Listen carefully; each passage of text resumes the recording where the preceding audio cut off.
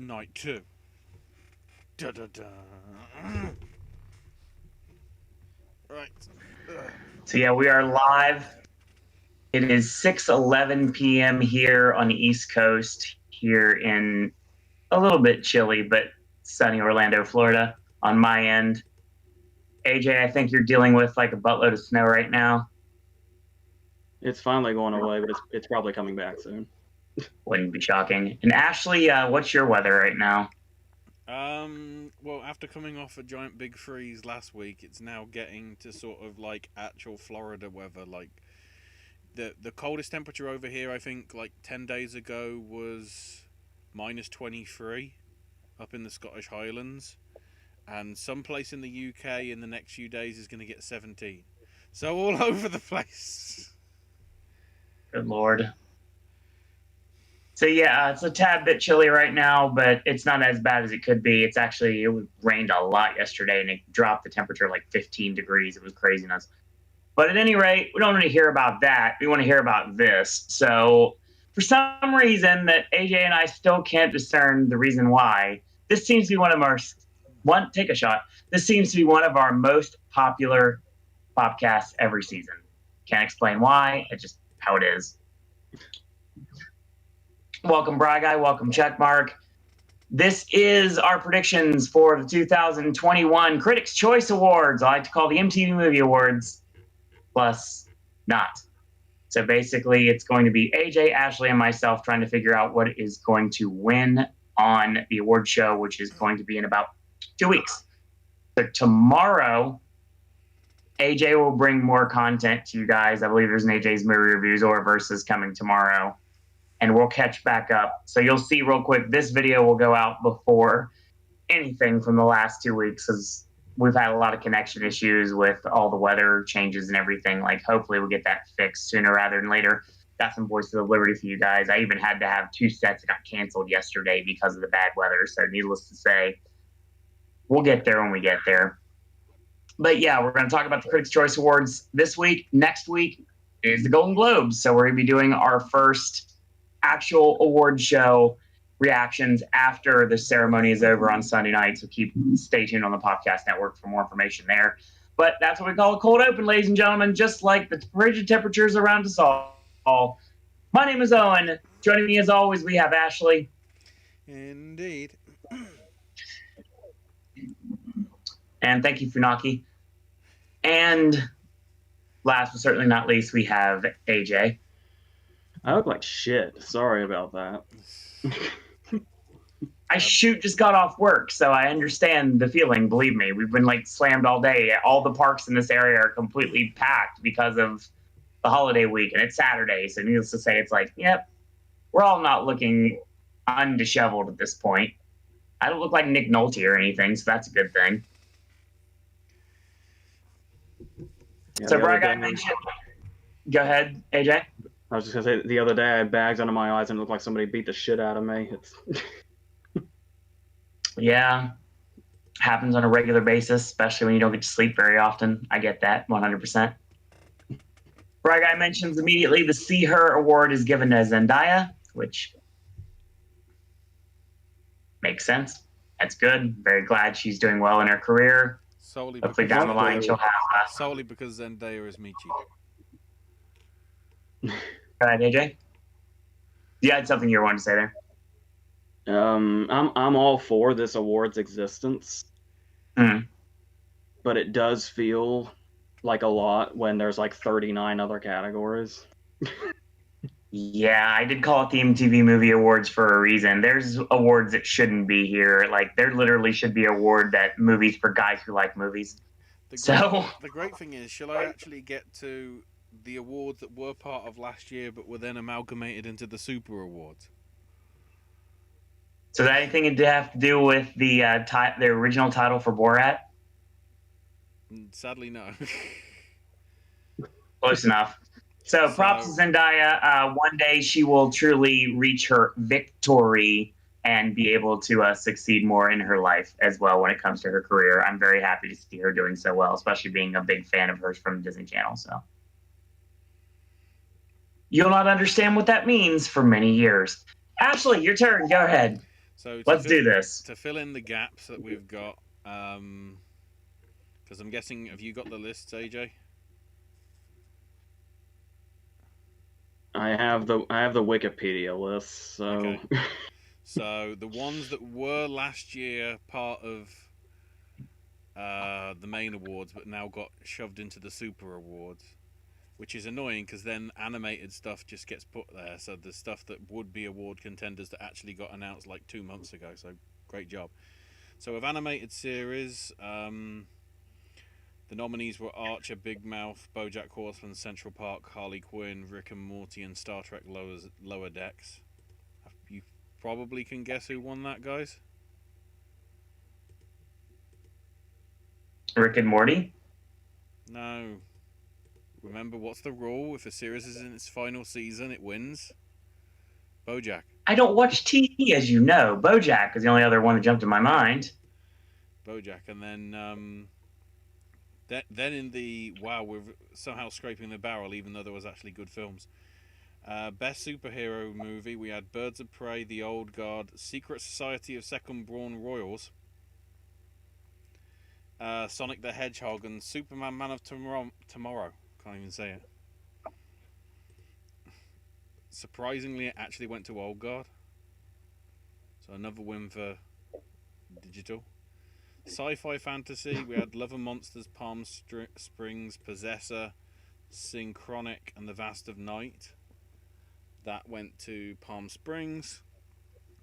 Best horror movie, we had Freaky, Invisible Man, Relic, The Rental, and Sputnik, which Invisible Man won.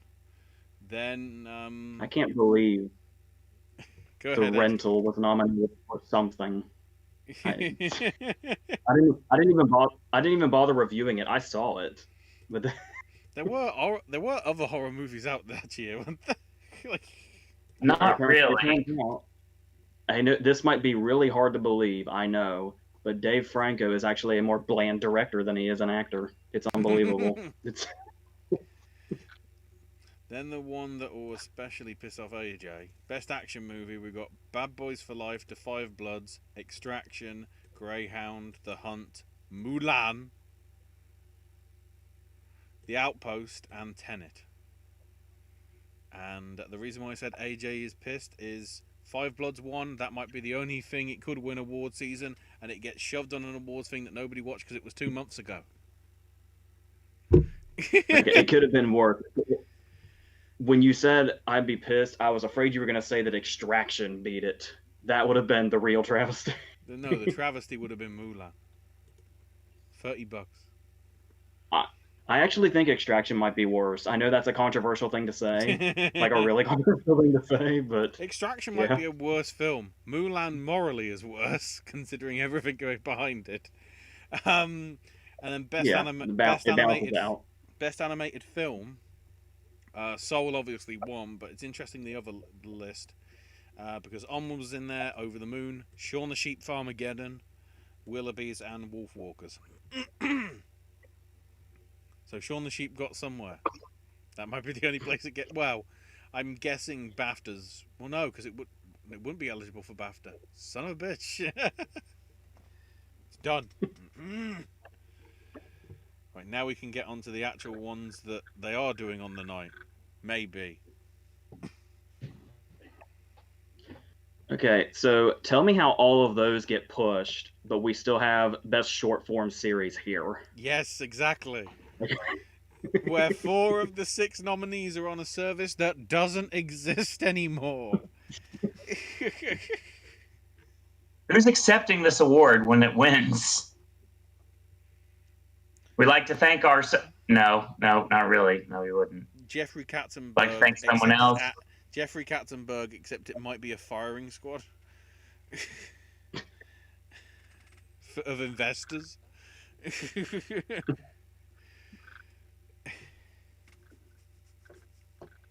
You can tell that is going to be... With that one, they're just going to put that in the, where they just put the names up, like, before they go to commercial. They're not going to dedicate an actual award thing for that. And by the way, 35 awards went to... And let's sell some cat litter. So, okay. When I'm trying to keep track of which of us is winning, that's a real pain in the ass because they do them so quickly. It's like beat the clock before it goes to the commercial. Yeah. Tell me about it. Yeah, with me it's like, oh, it's that one. Quick, bold it, bold it, bold it. Then in the commercial, I can look and see which one the tick is by. That's fair. So this ceremony, of course, takes place live in a hangar in California. Tay Diggs is once again hosting. Is it actually in a hangar though, or are we having to do it remotely? It says Barker Hangar, Santa Monica, California. So my guess is probably doing it like Wow. extremely distant. So I don't know how the awards, like how they visually are going to look this year, honestly. So all the award ceremonies are pretty much going to be virtually, but because it's the critics, they're all going to have to try and risk getting infected in an airplane hangar. Great social distancing there. I'm curious to see what the visualization for these shows are going to be like this year,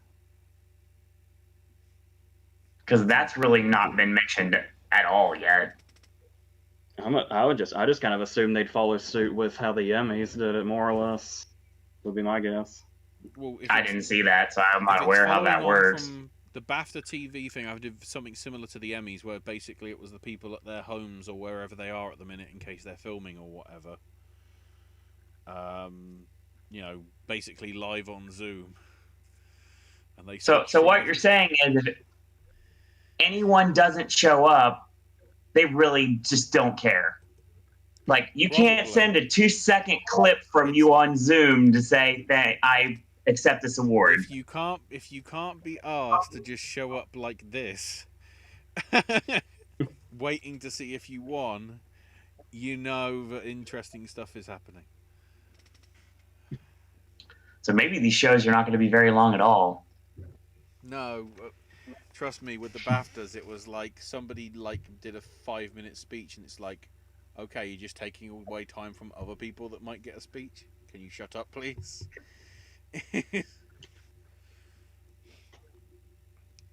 So are we gonna this is our second. Oh, go ahead. This is our second of our battle. This is the battle of the three of us to determine who predicts better. And every year we have a different winner. We don't have very many repeat winners, but we have throughout we've all won before and we've all lost before. So it's going to be interesting to see how this year is. I think once we start rolling into the award season, I might negate what I was going to do and maybe start actually hunkering down and start watching stuff. But it really depends, honestly. So usually if that happens, when I start having a horse in the race that I actually am 100% for, which I already do right now, that it's not the death knell of them. It's just kind of well, everything else just starts winning. So we'll see what happens. So we're going to start with television, because television is the thing I know the least about. And I'll stress right now, just like with the Golden Globes and for the rest of the season, Ashley and AJ are going to be fine keeping this boat afloat because they actually have horses in the race this year. Ashley usually does. AJ doesn't. I never do. So I'm just going to sit back and hopefully the feedback will not come over the Popcast. And we'll go get started in 3, 2.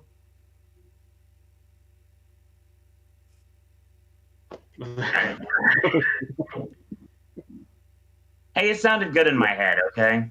Go ahead, AJ. Critics TV Awards. Let's do this. Okay, so surely we're starting with short form series. We might as well, yeah.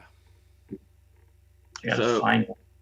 I guess the same disclaimer we had about the Globes, which is the same disclaimer as it is every year.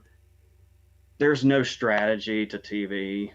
You just gotta guess something, especially even more so here, I think, than the Globes, because these are much more likely to be just totally and completely random.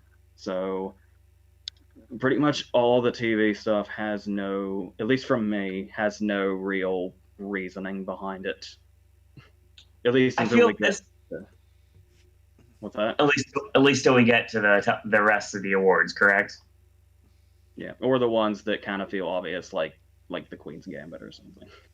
Well, here's the thing, though. This is also an award show that all three of us have picked up points in the past for the competition.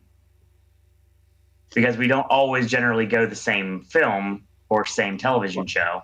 So.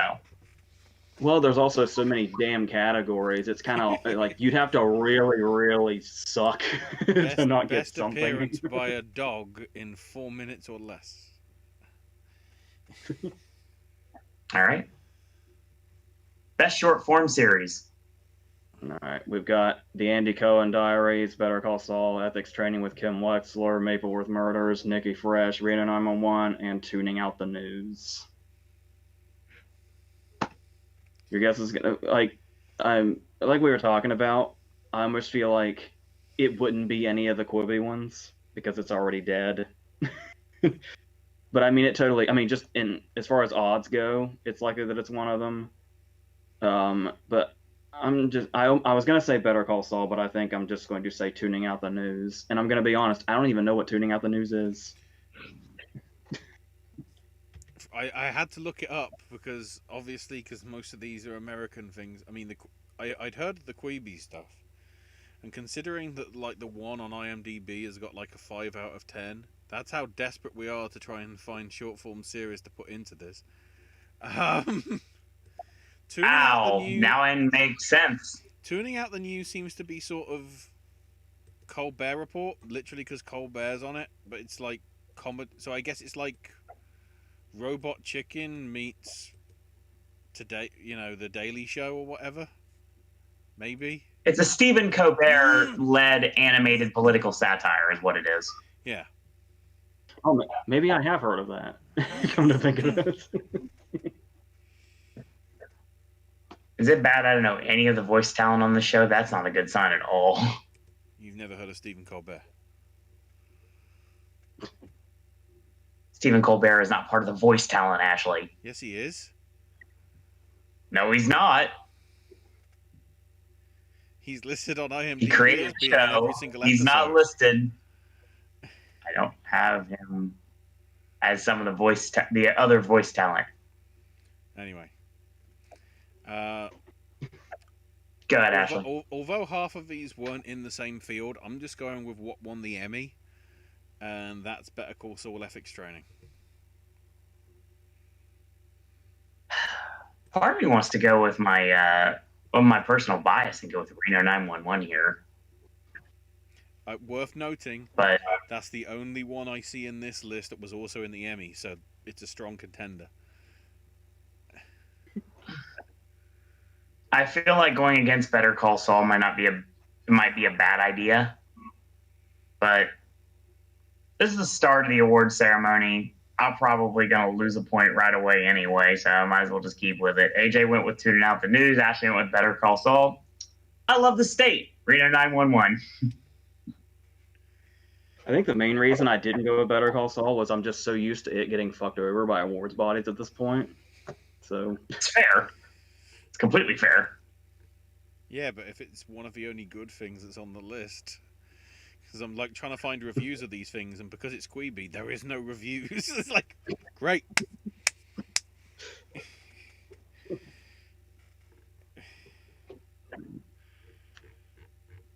All right, I keep saying how many categories there are. I guess that also means we should probably we're gonna be here all night.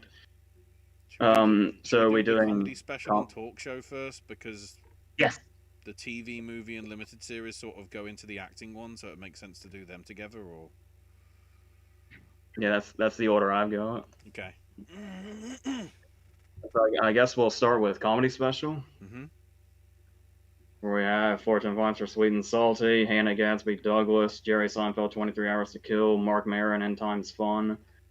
I'm not sure who she is or how to say her name. Michelle Buteau for Welcome to Bootopia. And Patton Oswalt for I Love Everything. Seinfeld is the only one I watched, which makes me feel old. I don't know half of these too, and I'm the comedy guy. You know that. Patton Oswalt sticks out, but oh god, I feel like it might be one of the women, but Mark Maron was sticking out to me also. I'm going to say Fortune Feimster, I think. So. All right, that works. Ashley. Going by a combination of Rotten Tomatoes and other stuff, I'm going the one that's got generally positive critic reviews by enough critics. Because Oswald has 100%, but it's only from 6, whereas Hannah Gadsby has 92% from 26.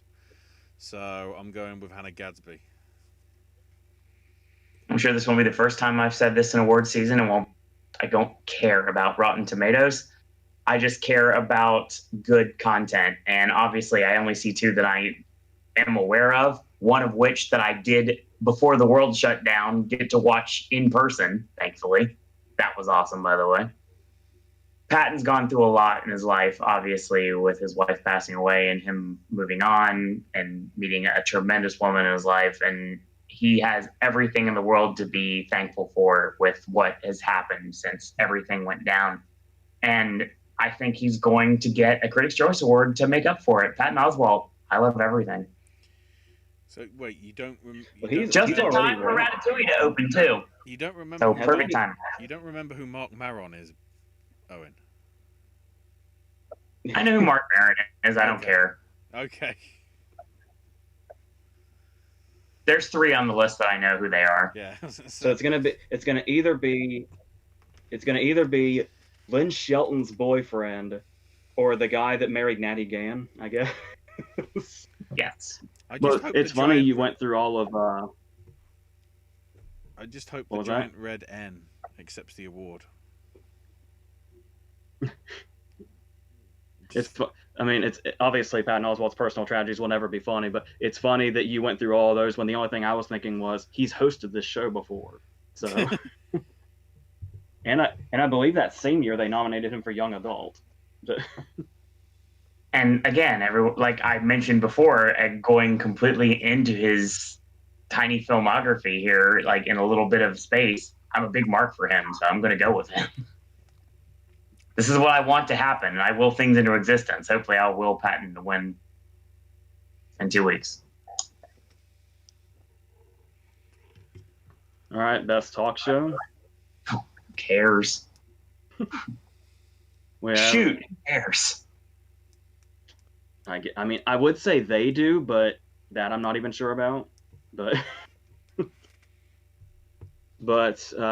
we have Jesus and Mero, Full Frontal with Samantha Bee, The Kelly Clarkson Show, Late Night with Seth Meyers, The Late Show with Stephen Colbert, and Red Table Talk. I mean, Red Table Talk certainly had an eventful run recently. But that's hot. I would actually love to see Jesus and Mero win this. But I feel like it's going to be like, Myers or Colbert. And I was leaning towards Colbert before I knew what tuning out the news was. There you go. And Myers would be worthy because of his A Closer Look segment. But I will just say I'll just I'll double down on Colbert, I guess, even though I'm going to regret that. What you got, Ashley? I went with Colbert as well. Never forget that he was a great voice in Harvey Birdman, Attorney at Law. I don't know when I saw these, and of course I don't know much about any of them. I've never watched. Yeah, I'll be honest on that. I've only watched one of the entire list, and it's Colbert. Did Conan fall off that much? He's just not recognized at all anymore? Is that what this deal is? Or he's just doing such wacky things now, people don't even recognize anything anymore about him? What happened there? Well, he's constant. I mean, not that this is a bad thing, but he's like constantly changing his format. So people, I don't know if people just want consistency or what, but yeah, it's funny. Yeah. I'll say right now that one name jumped out at me before I didn't know what it was. I still don't know what it is. I think it makes sense to me. And AJ brought it up, so I'm going to go with it because it's what my mind immediately jumped to, and that's Jesus and Mero.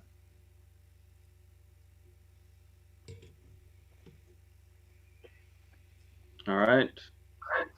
It looks like we're all acting categories now. Hold on, before we go any further, Brian has some comments in chat. Lots of them. Brian Guy says Farmageddon got nominated for BAFTA last year. Yeah. Best dog. Bygray also mentions that the video formatting thing happened at the Game Awards as well. Yeah, so. Continue, Ashley, because you're already on that as well. Yeah. So we'll go ahead and continue that. Best dog for 4 minutes goes to Brandy. I should have said best donkey for 4 minutes because then it would have been a segue to put up that bloody screen again. Yes, yeah, Bryguy mentions there was a TikTok Ratatouille musical. Which I think, I can't remember how much that made for charity or for the Theatres Fund. Patton Oswalt was on Celebrity Wheel of Fortune this past Thursday. Makes sense. And why is there no acting nominations for Hamilton? Probably because of bullshit, if I had to guess. Tell us how you really feel, AJ. Come on. To be fair though, considering all the praise that was heaped on the performances of Jackman and what's her name? Janny. Janny in Bad Education, they don't even get recognition here either. Which is bullshit, because I will stand by, and yes, Logan fans, I'm also talking to you. Bad Education is Hugh Jackman's best performance, I think. Quite honestly. Throw Logan in there, throw Les Mis in there. He's incredible in Bad Education. Like, holy shit. It's also one of the best movies of the year. So the TV movie category here is actually worthy. But before we get there, should we go through some acting nominations? Mm-hmm. Certainly. Yes, we'll start with supporting actress in a miniseries or TV movie. Where we have Uzo Aduba for Mrs. America, Betsy Brand for Soulmates, Meryl Heller for The Queen's Gambit, Margaret Martindale for Mrs. America, Winona Ryder for The Plot Against America, and Tracy Ullman for Mrs. America. There's a lot of fucking America in there. I feel like The Plot Against America was forever ago. Was that really this year? Hang on.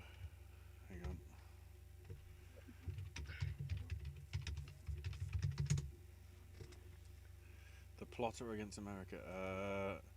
March 16th to April 20th. So technically, yes.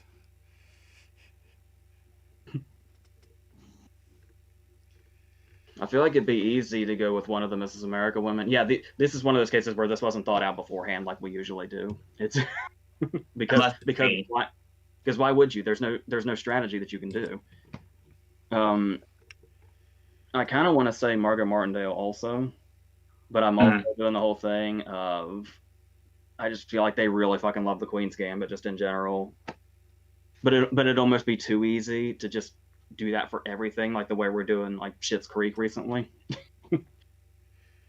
But I guess I guess since Bill Camp isn't here, that would keep it from getting overloaded. So I'll go ahead and say Meryl Heller for The Queen's Gambit. Ashley. Same. I think this will be the Queen's Gambit's one win of the night.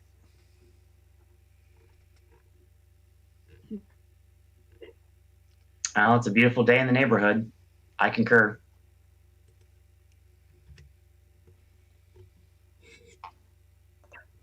You know, I think I know where Ashler's going when he says that, and he might have just changed my mind before we even get there.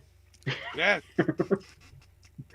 Sway and influence. Yes. But before we get there, I guess we should do supporting actor in a miniseries or TV movie. Mm-hmm. Speaking of Hamilton. Yes. Yeah. Why is he in for the wrong show? We have Daveed Diggs for The Good Lord Bird, Joshua Taylor Johnson for The Good Lord Bird, Dylan McDermott for Hollywood, Donald Sutherland for The Undoing, Glenn Turman for Fargo, and John Turturro for The Plot Against America. I love that Glenn Turman's here. And yeah, I have some love for Fargo. Obviously, Sutherland is sticking out to me. Honestly, this is a case where I can never remember if name value matters, because I feel like that would put Totoro in it as well. But then there is also could be Hamilton Love carrying over for Daveed Diggs, which I wouldn't mind, quite honestly. But it's really hard not to say, God damn it. Same. I'm narrowing in on Sutherland, but I do wonder just how much love there is for Diggs just overall. But I will say it's probably going to be neither. Now that I've narrowed it down, so I'm going to say Sutherland. Ashley. I'm a cocksucker.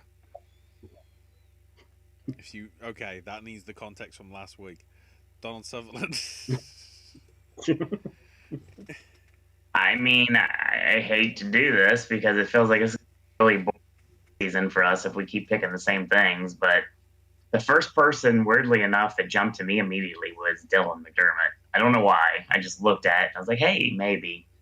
And then I was like, Daveed Diggs, that makes sense too. And then I was like, I gave him the Globe. I might as well give him the Critics' Choice, even though they're two completely different voting bodies. But yeah, Donald Sutherland. Might as well play with what AJ wanted to see with him playing Quilty if with the remake of Lolita down the line, like we talked about on the last podcast. So yeah. All right. But this is not where I'm jumping on Ash's bandwagon. I feel like this one is easy. Right. Actress in a miniseries or TV movie: Kate Blanchett for Mrs. America, Michaela Cole for I May Destroy You, Daisy Edgar-Jones for Normal People, Shira Haas for Unorthodox, Anya Taylor-Joy for The Queen's Gambit, and Tessa Thompson for Sylvie's Love. I mean, a couple of these are realistic, but the really easy choice would be Anya Taylor-Joy, which is what I'm going with. What do you got, Ashley? The really easy choice is Michaela Cole, because if she doesn't get anything out of the early awards, I fear that the Emmys will just ignore her. Which I think is disrespectful considering how so many American critics loved it. And I'll stick with Anya Taylor-Joy myself. I'm dying on that hill. All right. We'll get there, don't worry. Actor in a miniseries or TV movie? Yes. It looks so off without Jackman there. I don't. We have John Boyega for Small Axe, Hugh Grant for The Undoing, Paul Mescal for Normal People, Chris Rock for Fargo, Mark Ruffalo for I Know This Much Is True, and Morgan Spector for The Plot Against America. I'm so glad somebody acknowledged Chris Rock. Worth noting that Jesse Buckley is missing as well. Yeah. I feel like I was just going to go down the Emmys path here and say Ruffalo. Mm-hmm. If I could really imagine Boyega also. I feel like Grant would be the easy choice, but for some reason I'm not feeling it, even though I went with him for the Globes, I think. Yeah.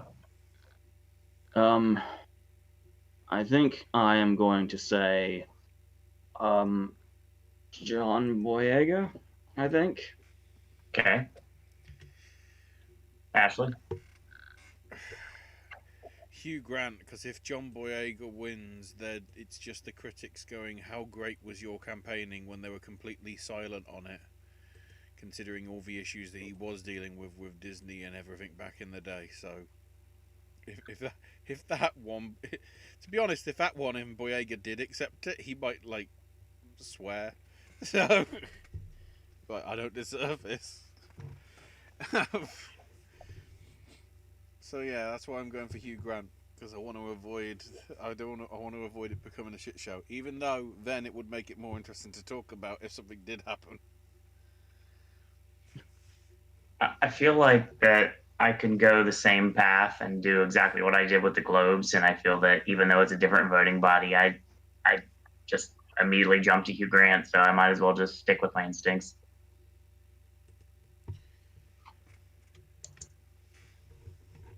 All right. So best TV movie? Mm-hmm. Yes. Like I said, two of the best movies of the year, and the rest I've never even heard of. So, Bad Education, Between the World and Me, The Clark Sisters, First Ladies of Gospel, Hamilton, Sylvie's Love, and What the Constitution Means to Me. Would it be arrogant of me to assume it's down to the two that I think are two of the best movies of the year? I don't necessarily think so.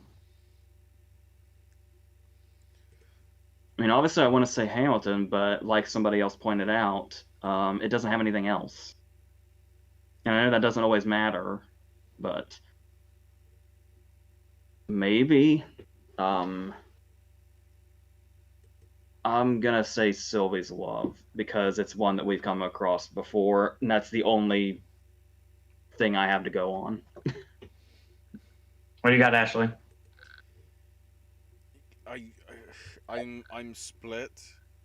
I hope they go with Bad Education, but it's critics, so I think they'll just go for Hamilton because it's critics. Maybe again, it's I sort might of as well. it's the it's the spotlight conundrum or the uh, what was the was it Moonlight? I'm trying to remember. Was it Moonlight that beat film that won't be named because it will trigger Owen? Never happen. I don't care what anybody says. No, but I'm thinking it's that effect because of the love of the cast of Hamilton. They don't want to single out anybody directly. So that's why I think like this is the equivalent of ensemble. So that's why I think they might go for that. Yeah, I'm feeling regret for going against it already, but No, I think there might be some critics that might consider that well, this is filmed 5 years ago. You know, we'll put it in as a nomination, but it shouldn't win. So I'm just trying to think if the critics in America are stupid. And again, looking at the well, foreign press for the Hollywood and the Globes, they were even more stupid in certain other categories. So.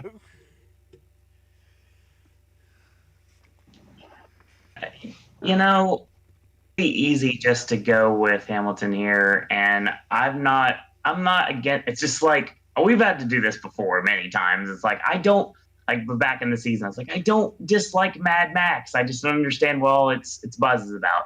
That's not the case with Hamilton. I don't really have much knowledge because I haven't had a chance to watch the thing yet. Eventually, I will. The thing is, at the end of the day, we've already, even though you're not giving props to cast, you've acknowledged a member of the cast for a different project. Where with other things you necessarily haven't, and some things you have. So, at this point, we talk about how Hugh Jackman got overshadowed and not put in the actual list that he should have been in. Instead of giving him credit, let's credit the entire cast and give the win to Bad Education.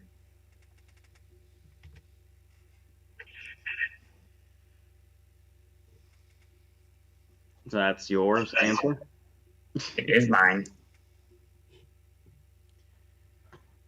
All right. Best miniseries. Hmm. Do they even pay attention to how many slots they have? Like, No, I really don't think they do. uh, we have I May Destroy You, Mrs. America, Normal People, The Plot Against America, The Queen's Gambit, Small Axe, The Undoing, Unorthodox. Real prestige if you're in here. There's so like I was saying, I've been on this whole The Queen's Gambit is gonna take everything thing at the Globes and stuff like that. But yeah, kind of at the last minute here, I think I'm gonna say Small Axe instead. Random. Sure. Go ahead, Ashley. It's annoying because I'm going to stick on the I May Destroy You hill when I probably should be going for Small Axe. But no, I'll stick with I May Destroy You, but Small Axe is probably going to be the winner. It depends how people feel about, because of course in America it only had an Amazon release, where it was on legitimate TV in the UK.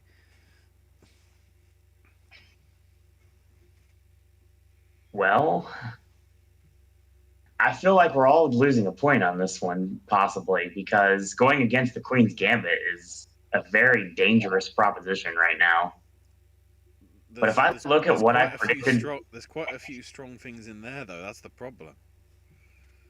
It's not like everything's going to win, but it's not like there's nothing there that I can see that's like, why the hell is it in the list?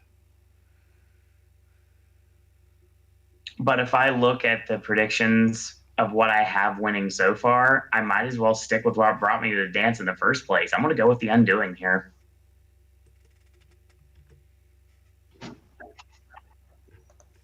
And it's like we were talking about with the Globes, there were so many miniseries this year that were like events. So it's kind of hard to like single one out. All right. Comedy. Yeah, I might need some help on a lot of the What We Do in the Shadows names. That's fair.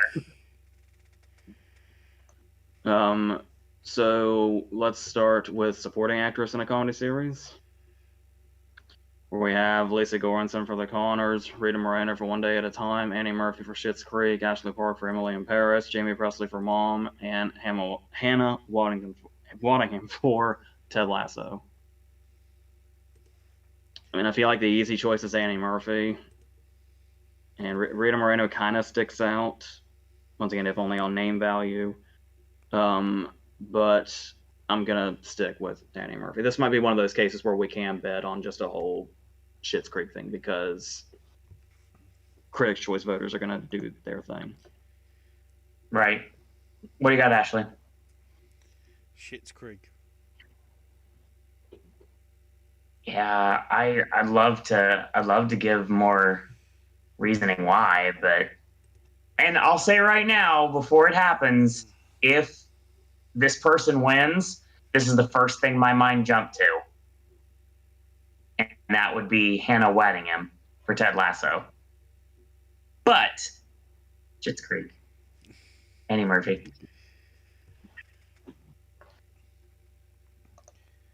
All right, supporting actor in a comedy series. We have William Fichtner for Mom, Harvey. Anybody want to help me? I'll say Guylaine. I'd rather not say it at all than butcher it. So Ashley will do so for you. Go ahead. I'm British. I get words wrong all the time. Sprechen Sie Deutsch? Dan Levy for Schitt's Creek, Alex Newell for Zoe's Extraordinary Playlist, Mark Prox for What We Do in the Shadows, and Andrew Reynolds for Black Monday. God damn it. He's fine. Okay. My answer is Dan Levy. I'm leaving this now. Ashley. Schitt's Creek. Dan Levy. All right.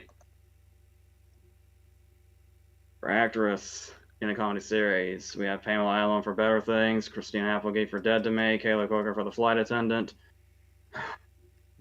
Natasia Dimitriou for What We Do in the Shadows. Apologies to all these people, by the way. Thanks, Catherine O'Hara for Schitt's Creek, and Issa Rae for Insecure. Catherine O'Hara. Ashley. Catherine O'Hara, of course. And actor in a comedy series. We have Hank Azaria for Brockmire, Matt Berry for What We Do in the Shadows, Nicholas Hoult for The Great, Eugene Levy for Schitt's Creek, Jason Sudeikis for Ted Lasso, and Rami Youssef for Rami. Last month, I watched all of the IT Crowd, so I'm very pro Matt Berry right now. I don't know, but Chris Morris was better as a boss than Matt Berry's character. He also directed Four Lions, so he's got that going for him too. That like blew my mind when I realized that's who that was. That's awesome. I've talked about how much I liked Sudeikis here, but obviously Eugene Levy. Ashley. Schitt's Creek. My dad. Obviously, I'm saying Jason Sudeikis, but no, that's a word. Eugene Levy for the one. Duh. Oh, shout out to Ted Lasso, by the way. I came across recently. That show of all shows has one of the most amazing Scorsese jokes I've ever seen. All And right. I'll leave that at that. I just needed to point that out. So let's get this over with. Comedy series. We have Who's dropping out Schitt's Creek, AJ? Yeah. Better Things, The Flight Attendant, Mom, Pen 15, Rami, Schitt's Creek, Ted Lasso, What We Do in the Shadows. Obviously, Schitt's Creek. Ashley. Emily in Paris. Sorry, Schitt's Creek. So I was looking at the Golden Raspberry TV list. So happy we got over this. We're getting through this television category so fast. Well, It's only because the Emmy sort of like probably swaying our hands way too much. I would not be surprised if one of these 5 didn't go to Schitt's Creek, but because of the Emmys, it's just like, I guess we just go with it because we didn't watch most of the rest of them. Brian brought up the point that there are times that there are ties in these categories as well. Yeah. As we keep saying, Critics' Choice doesn't give a shit. Yeah. They will give it many. They give many, obviously, but not. Yeah. So there you go. We were also talking about the whole Emmys thing, where it's like it's easy to say Schitt's Creek will win everything because it won all the Emmys, but I said I went away from that with the Globes because it doesn't always happen that way Globe-wise. And it's like say all the disparaging things we do about the Globes, but they tend to seemingly think for themselves, at least some of the time. Whereas Critics' Choice is almost always based on we have to do what everybody else is doing. So pretty much. Just keeping that in mind also. Drama. All right. Supporting actress in a drama series, we have Gillian Anderson for The Crown, Cynthia Erivo for The Outsider, Julia Garner for Ozark, Gina McTeer for Ozark. Run me Moscow. For Lovecraft Country, and Ray Seahorn for Better Call Saul. A couple of these people stand out. Everybody's waiting for Ray Seahorn to get her due, but I'm going to mend the mistake that I made at the Globes and say Gillian Anderson. Ashley. Yeah, I'm going Gillian as well. Want to go Julia Garner, but I'm going Gillian Anderson.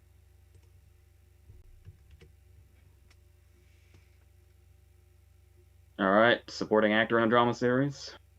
Yes. We have Jonathan Banks for Better Call Saul, Justin Hartley for This Is Us, John Lithgow for Perry Mason, Tobias Menzies for The Crown, Tom Pellery for Ozark, and Michael Kenneth Williams for Lovecraft Country. I don't know why I can't do the K. I have to say Kenneth for some reason. The K doesn't sound right to me. I was saying that Better Call Saul always gets screwed over. I believe Jonathan Banks did win this once, early in its run. But I was looking more at Lithgow or Michael Kenneth Williams. And it's been beloved enough that I can kind of see Lovecraft Country getting something. So I think I am going to say Michael Kenneth Williams. Ashley. Same. I'm going Lovecraft Country on this one as well.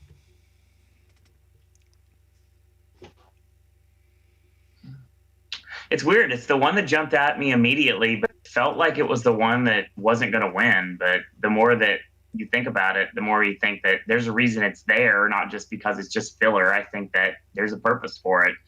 And as bad as I want to go John Lithgow here, I'm going to go with Michael Kenneth Williams as well.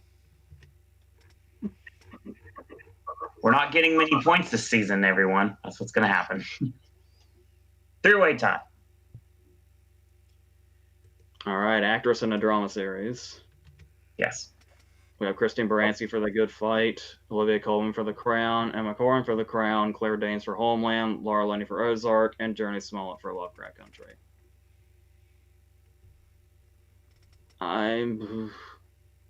I think I'm gonna go easy here and just say Coleman.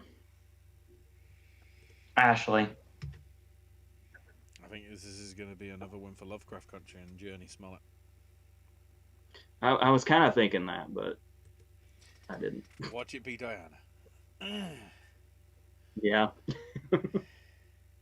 I'm not going that route. I am going to go for The Crown, though. I am going to, again, I'm not doing this on purpose. Olivia Colman.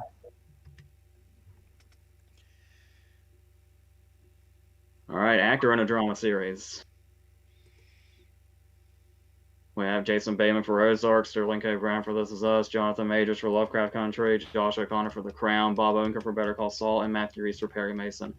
I didn't know much about Lovecraft Country. I'm learning just now in the moment. It's got a hell of a cast. Yeah.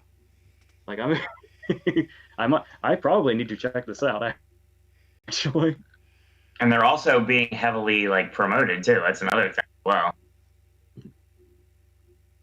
So I was kind of looking at Odenkirk, and it was like Better Call Saul is always getting shut out at the other award shows, and it's like, oh, but they clearly love Better Call Saul. But then it's like, oh wait, it could appear they love Better Call Saul because they have 1 billion categories with 1 billion slots each.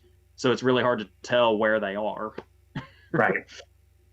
I have no idea why, but Bateman was jumping out at me. And I know I said Matthew Reese of the Globes, but I feel like the Globes is more likely to go with the new show than Critics' Choice is. So I guess just because he jumped out at me in that weird way, I'm going to say Bateman, I guess. What do you got, Ashley?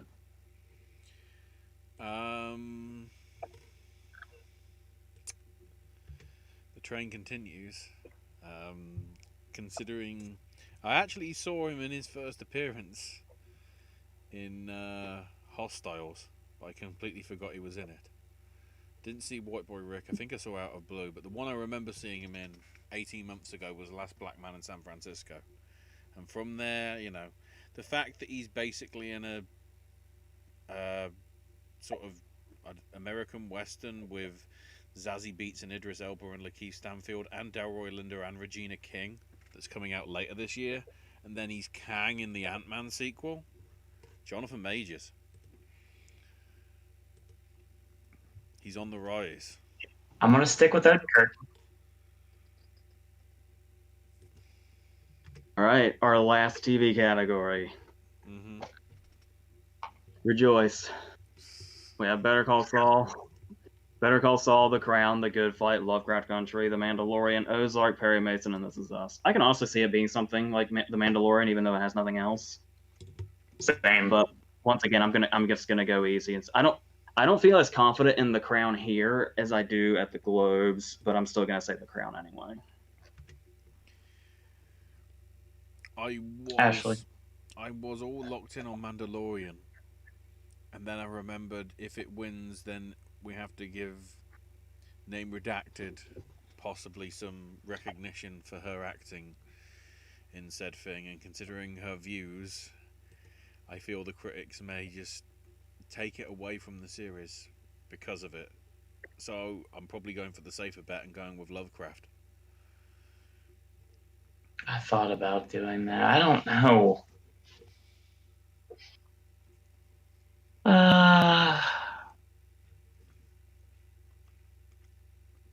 The Crown. Would not be surprised if Lovecraft wins, though.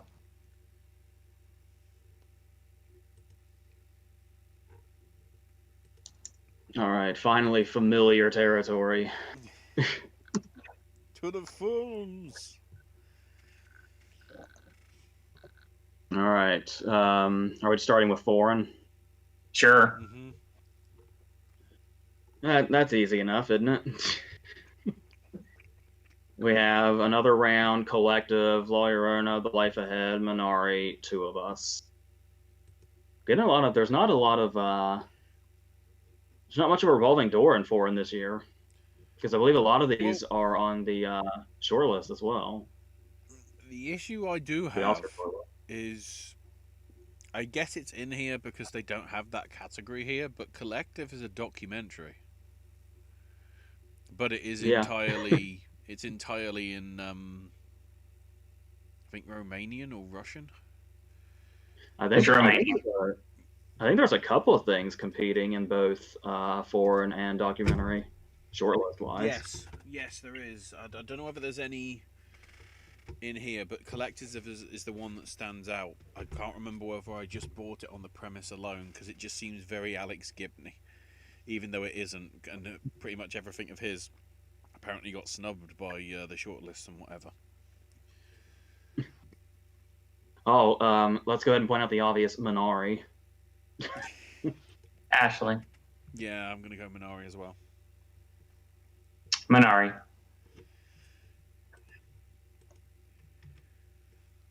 All right. Best comedy. We have the 40-year-old version, Borat's subsequent movie film, The King of Staten Island, On the Rocks, Palm Springs, and The Prom. I actually really like The King of Staten Island, so I'm like happy to see it here. But I would say we're down to Palm Springs and Borat, right? Well, I'd throw King of Staten Island in there as well. The other three.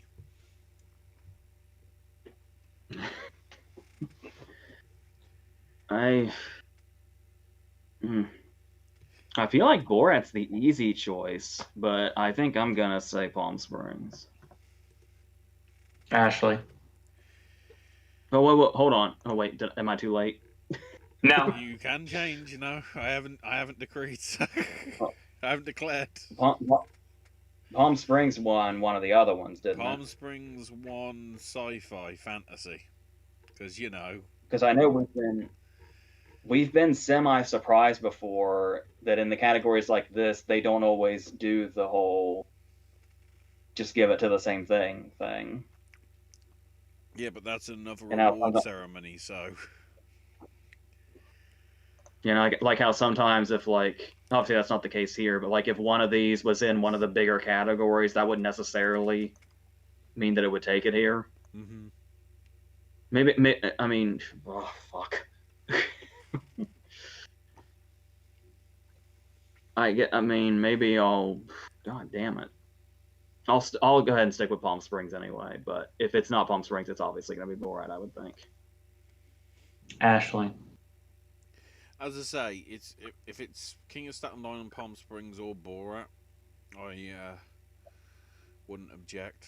But I'm sticking on the Borat train because I want whoever wins it to when they read out the award, I want them to read the full fucking title. Borat.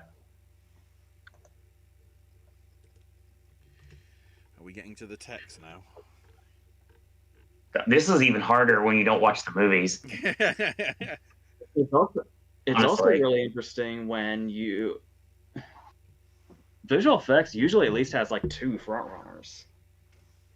I have no idea. I mean, okay. We'll go through these, and yeah. We have Greyhound, The Invisible Man, Mank, The Midnight Sky, Mulan, Tenet, and for some fucking reason, Wonder Woman. Yeah. Which is like some of the worst CGI, not just of this year, but like the past few years. So is Mulan. I don't know. I think some of the Mulan CGI was very dodgy at places. Yeah. Oh God.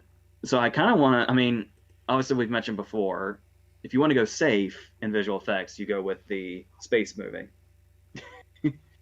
So, since it's an option, I'm gonna go safe, and I'm gonna say the space movie. So, I'm gonna say The Midnight Sky. Ashley. I'm going with the other space movie. Tenet. I'm gonna go with The Invisible Man here. That's probably also well, That's less of a space movie and more of, I guess, a sci-fi stuff, considering how we know the Invisible Man works in this interpretation of the film.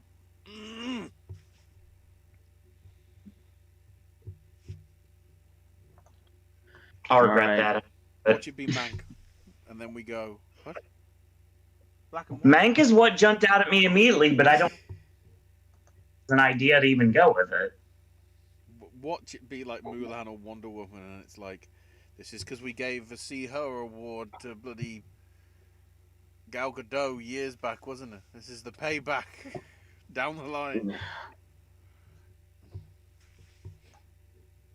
All right. Hair and makeup. Mm-hmm. Yeah. Once again, there's usually a front runner. So we got Emma, Hillbilly Elegy, Ma Rainey's Black Bottom, Mank, Promising Young Woman, and United States versus Billie Holiday. I mean, as I said before, people can hate on its existence all they want and think, oh, there's no way it's going to win anything. I mean, Hillbilly Elegy could win this.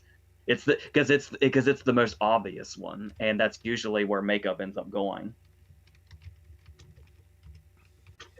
So, oh god, it could also be Mank though, or Emma.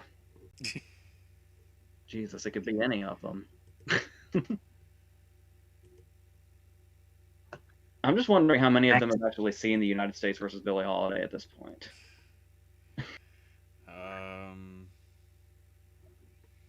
Okay. Wow. Okay. I mean, obviously enough to get it nominated, I guess, but that doesn't always I might as well translate. Say this in case, I might as well say this in case it influences you with regards to the Makeup and Hair Society, which did put out their nominations this week. For contemporary, they had Bill and Ted Face the Music, Birds of Prey, Borat 2, Prom, and Promising Young Woman. Then for period character makeup, Bill and Ted's in again. I guess that makes sense because, wow. Hillbilly Elegy, Ma Rainey, Mank, and Mulan. And they're saying that there's a tie for special visual effects, but and then with hair, I'm seeing Promising Young Woman and Bill and Ted and Hillbilly and Mank. So I guess Emma doesn't exist. That's a swerve. What sucks is people are gonna get their hopes up about Bill and Ted getting an Oscar nomination, but after all that, it wasn't shortlisted.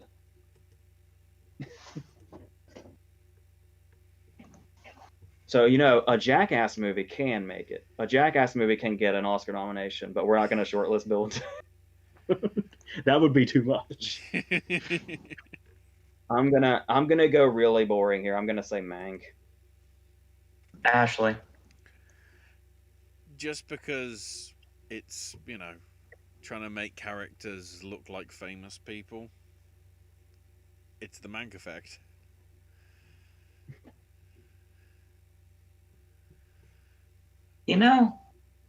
Why not? Makes sense in my head. I see the nominees pop up. It's not out of the realm of possibility. God, is he going to go Queen's Gambit? Hillbilly. Yes. Right. Hillbilly Elegy was what jumped out at me immediately. I'm probably going to really regret this. And Mank was always an option. But, I might as well. I'm going to go with it. Promising Young Woman.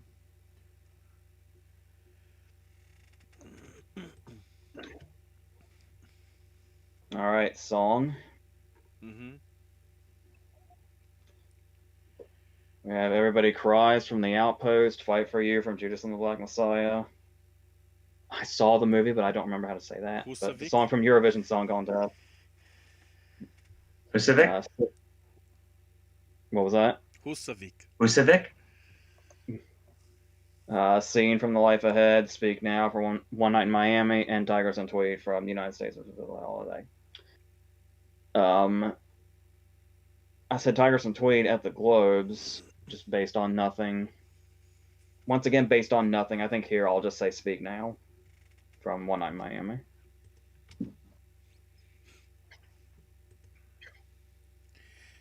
Random. Next. Wait, what? What? How are we going next? Next, your turn. All right. Well, Your turn. I'm saying the same. Next. I'm saying the same. Oh, delay. Same. Speak now. Now, Owen, speak now. I thought about Fight for You here, but I feel like they're really wanting to credit One Night in Miami, and I don't think they're going to have that many opportunities to do so, to give it awards. So I feel like this is probably going to be a layup in the circumstance. Speak now.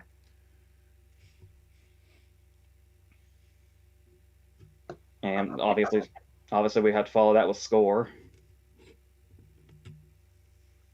Where we have Soul, The Midnight Sky, Tenet, News of the World, Minari, and Mank. I said News of the World at the Globes, but I think here I will go with Soul. And I love seeing that they actually credit John Batiste. I think not all of them are. When Batiste is like the whole reason, like I was saying before, Batiste might as well be the star of Soul. So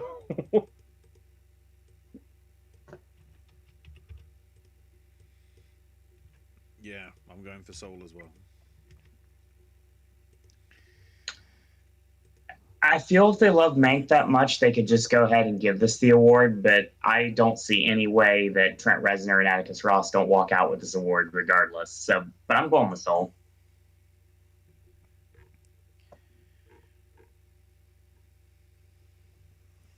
all right. Guess we're doing production and costumes now. Mm-hmm. Yep. God, these are not easy. They're really not. Production design, we have Mank, The Personal History of David Copperfield, News of the World, Tenet, Emma, and Ma Rainey's Black Bottom. David Copperfield should run away with this, but I don't think it will. So the movies like this are usually the safe bet here, so I'm gonna go ahead and say Emma. Ashley.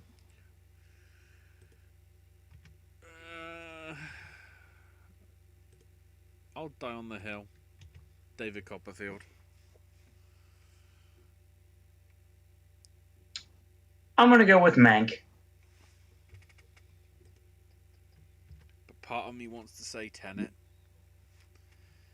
Because if anything, Yeah, I was thinking about screams that. production design, it's having to set up everything for like the stunts and whatever. So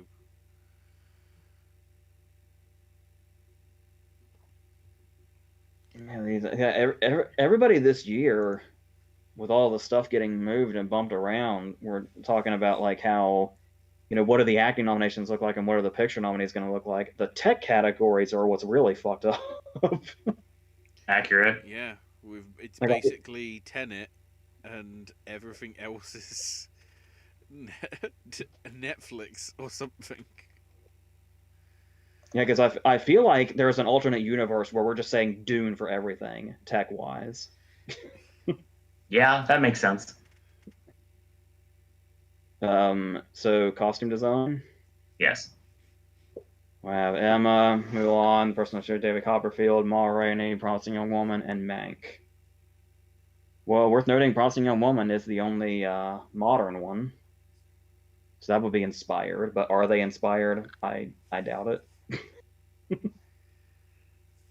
I said with period pieces like Emma, and to Emma's credit, even being just another period piece basically, it does kind of have a unique look to it.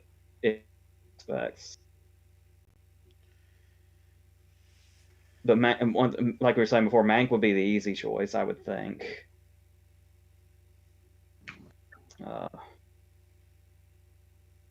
Obviously, with not saying there's always. This is the second year in a row, when you look at Ma Rainey, this is the second year in a row where we have a big spoiler moment involving shoes. So, so that's always a possibility. But I'm just going to do, usually costume design and production design kind of go hand in hand. So I'll just go the easy route and say Emma again.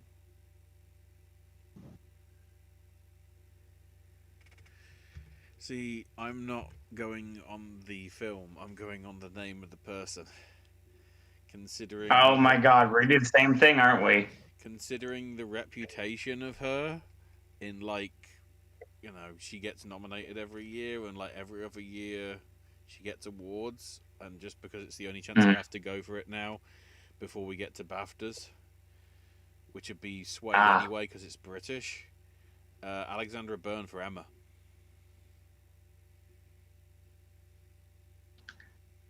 I might as well continue what I've been doing this whole show so far and say Nancy Steiner for Promising Young Woman.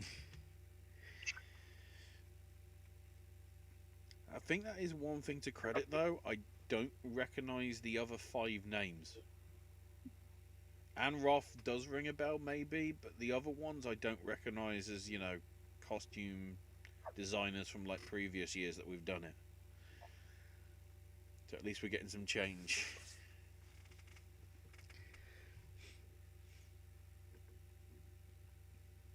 All right. God, We're getting into big places now. Editing.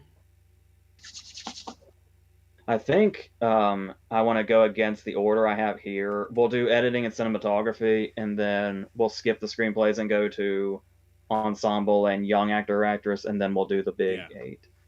That's fine. sounds good. So editing, we have Child of Chicago 7, Mank, Tenet, The Father, Sound of Metal, and Nomadland. I mean, something like Tenet is always possible here. Sound of Metal would be an inspired choice, but clearly the most obvious choice is The Child of Chicago 7. So I'm gonna say, because once again, it's basically like visual effects where it's like, and makeup where it's like the most obvious is usually what they go for, like the most visible. So I'm gonna stick with Child of Chicago 7 here.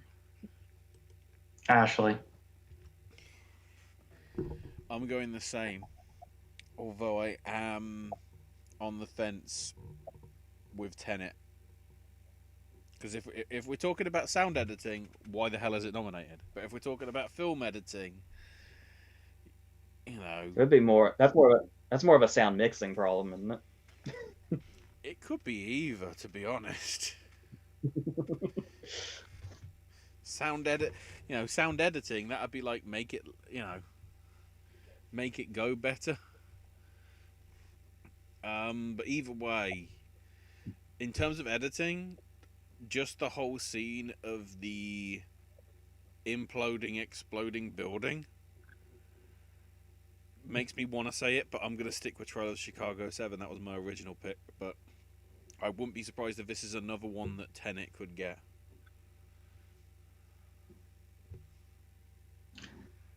I say that Mank and Nomadland were kind of jumping out at me originally. And I thought about it, and I thought about it a little harder, and then I realized where I would go the rest of the predictions for this show, at least, and maybe for the rest of the season, depending on how you're looking at things. And I feel like Mank and Nomadland in my head at least canceled each other out. So yeah, I'm also going to concur and say the Trial of the Chicago 7.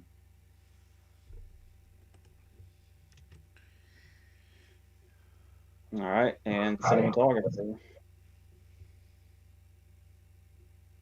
Are we ready for cinematography? Yeah. Yes. We have First Cow, Mank, Minari, Nomadland, The Five Bloods, Tenet, and News of the World. I feel like News of the World is more possible than it might seem. Maybe. The other critic awards that have come out have loved First Cow, particularly in this category. I guess Minari's not out, but I would say pretty clearly it's down to Nomadland and Mank. And critics really, really have been going all in on Nomadland. So I think that's what I'm gonna say here. But it could totally be Mank also, but I'll say Nomadland. What do you got, Ashley? I'm probably going down with ship here as well, down on the hill, whatever you want to call it. I'm going with Hoyte van Hoytema for Tenet. I'm going to go with Mank.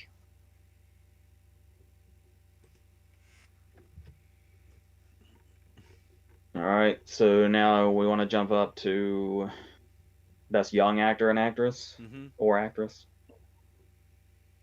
We have Ryder Allen for Palmer, that Timberlake movie.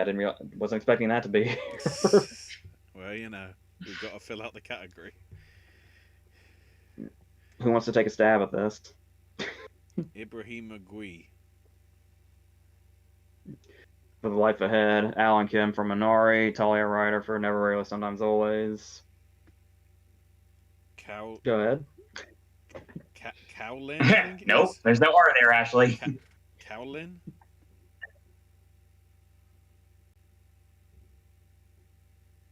We'll go with that. Cowlin Uh, Spriggle, full name for The Midnight Sky. and Helena Zengel for News of the World. Yeah, there's usually a runaway in this category, almost always. Actually, probably always. And yes, once again, there is. And especially so since they snubbed her in supporting for some reason. Probably because they were so sure she'd win this. So, Helena Zengel, obviously. Ashley. I want to say Alan Kim because it's Same. because of the significance of the role, but I think because of her back catalogue, and again, this is their equivalent of like the BAFTA Rising Star thing, where it's more like, okay, you did this film this year, but it's also sort of what you've done in the previous few years before we recognised you. So I think this will be Helena Zengel's probably to lose. But in terms of the actual film performance, it should be Minari, from what I've heard. What Ashley says is basically playing along with exactly what I was thinking the whole time. I wanted to go Ellen Kim here, but I'm not going to. Helena Zengel. All right, and ensemble. This is a great lineup. And Promising Young Woman is still fucking missing. It's ridiculous. Why is it not here? Because apparently ensemble But only is 6, whereas all the others are 7. Slumdog Millionaire is all I have to say to you people. Slumdog Millionaire.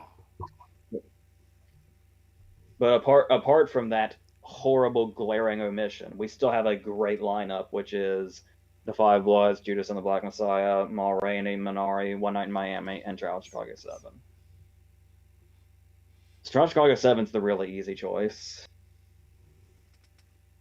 The Five Bloods or Ma Rainey would be my choice. Like, Boseman is standing out so much, I think people are almost forgetting how amazing the whole ensemble of Ma Rainey is. But One Night in Miami kept jumping out at me a lot. I feel like it's down to One Night in Miami and Trial of Chicago 7. So I am going to say, I think I'm going to go ahead and say One Night in Miami, actually. Ashley. Well, I'll go Trial of Chicago 7 then.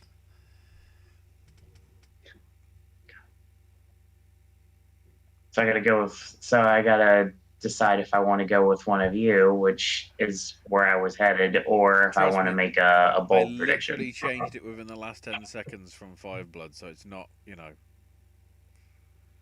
because that's got a very good ensemble cast as well. Because, of course, with the issue of that being in 2 different decades, I guess you want to call it, you've got a much greater breadth of cast with that as well.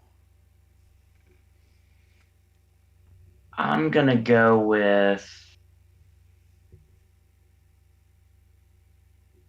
Hold on, let me look at something. Yeah, we'll go with that. That makes sense in my head. One Night in Miami.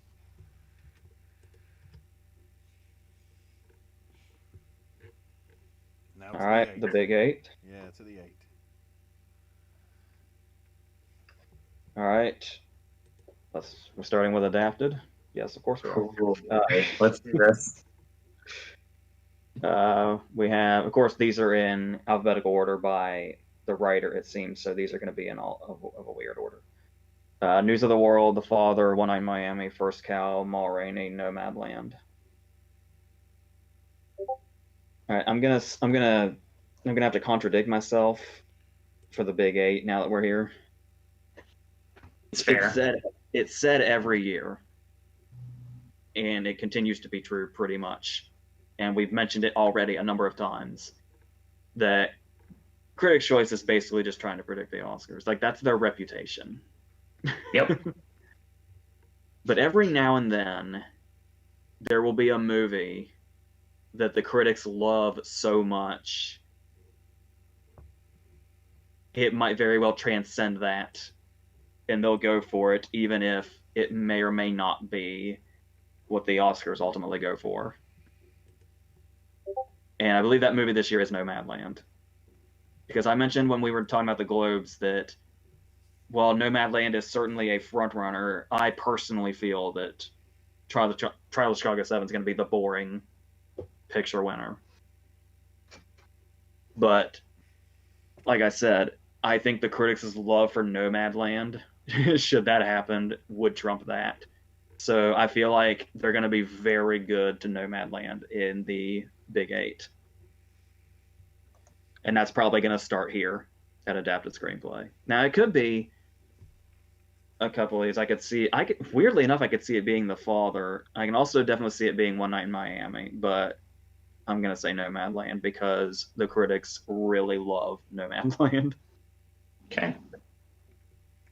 Ashley.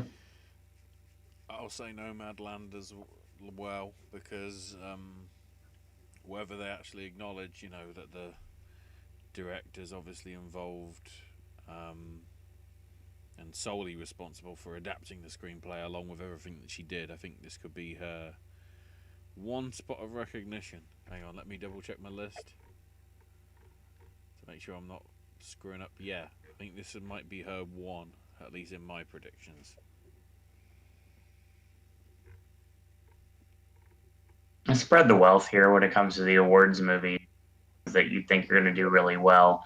I mean, Ma Rainey jumped out at me immediately, and I immediately just shut that down because it didn't make any sense along the way. One Night in Miami is the same way. I'm going to stick with the same thing because it makes sense in my head, and I feel that, like Ashley said, this may be the only thing she's winning this season, Nomadland. I feel the issue that could hinder Ma Rainey and One Night in Miami is the fact that they are based off stage plays. The majority of the concept of those productions is they pretty much are on like one set. I know One Night in Miami sort of fills in a little bit sort of here and there with some stuff, but predominantly it's sort of it's a rope. It's a one set for the entirety of pretty much the entirety of the film, which, in terms of screenplay, it's just, relatively minor tweaks you'd have thought from a stage production. Anyway, I can't make the comments on original because that sort of defeats the point. All right. For original, we have Minari, Promising Young Woman, Mank, Never Rarely, Sometimes Always, Sound of Metal, and The Trial of Chicago 7. Sound of Metal should be more of a player than it's going to be. I suppose people could go Mank if they're feeling sentimental and want to give that moment to Fincher to honor his dad, but I've got it narrowed down to 2, but I also worry I'm underestimating Minari. But I feel like the 2 obvious frontrunners are Trial of Chicago 7 and Promising Young Woman. Yep. Because if Promising Young Woman is going to win anything, I would say that it would be here. As far as this show. Like, this would be Promising Young Woman's, like, big win. Mm-hmm. But Sorkin's just always an option. Like, even if his movie wasn't one of the front runners, Sorkin is always an option. True. Until the Oscars snub him for Steve Jobs. Accurate. Super accurate.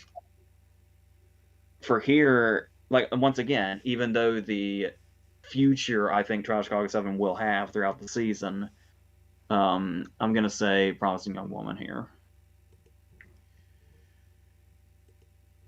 Go ahead, Ashley. I'm going with Sorkin. Do I really have to say it? Honestly, I'll just put the tick in the Actually, Promising Young Woman box. I'm going way ahead here, if you'll forgive me. But just to establish this, I was thinking that Fennell could very realistically win the Oscar for original screenplay, despite me saying that I think Child of Chicago 7 will be a picture winner. And I also don't think that Sorkin would be winning director or anything. I feel really confident about like Chloe Zhao there. Like I'm very ahead right now. We're coming back to Critics' Choice in a minute. I was thinking if that happens to Child of Chicago 7, what else is it going to win? But it's like if Cohen decides he's going to take the lead, if that should happen, and editing, that's it. Director can go to somebody else, and Fennell could win original screenplay. But like I said, we don't even have Oscar nominations, so I don't know why I'm this far ahead. But We're just trying to plan So- ahead for when it all starts Yeah, 'cause rolling in. because I usually try to avoid thinking that far ahead, especially when we don't even have nominations yet. But for some reason, that's just like where my mind The is. calendar's become so squashed that we have to. Yeah, my mind is used to like Oscar time being like this Now. week. Yeah.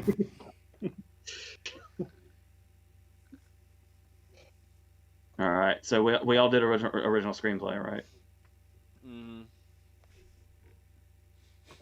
I'm pretty sure Owen went for Promising Young Woman. That's why he said, do I have to tell you? All right, so we're on supporting actress, where we have Maria Bakalova for Borat, Ellen Burstyn for Pieces of a Woman, Glenn Close for Hillbilly Elegy, Olivia Colman for The Father, Amanda Seyfried for Mank, and I'm gonna have to learn her name because I'm sure I'm gonna have to say it more than once. Yoon, I think. For Minari. And I'm obviously, once again, I suppose Coleman isn't out, but I've got it down to one begrudgingly. I would say most of us probably have it narrowed down to Bakalova and Seyfried, if I had to guess.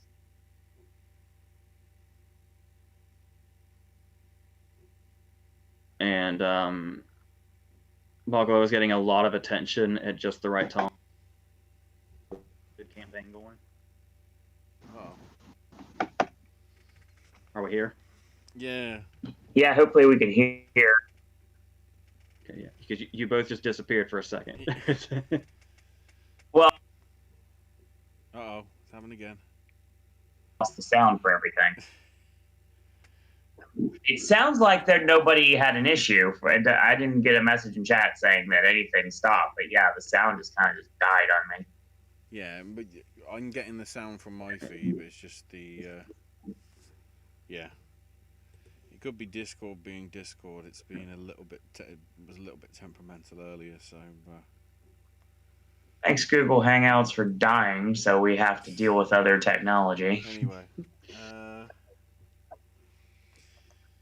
Yeah, as I was saying, I imagine most of us are under the impression it's down to Bakalova and Seyfried, yeah? Yeah, I'd say so. Which is weird to think. I feel like Ashley's got something brewing.